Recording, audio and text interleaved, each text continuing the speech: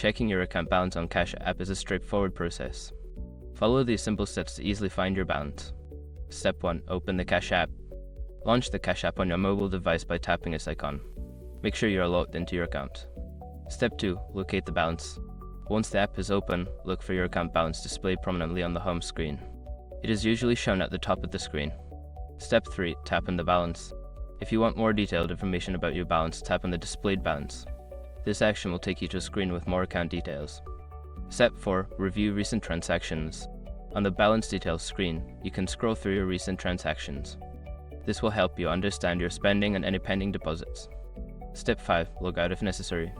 If you are using a shared device, it is a good practice to log out of your Cash App account after checking your balance. Tap on your profile icon and select Log Out to secure your account.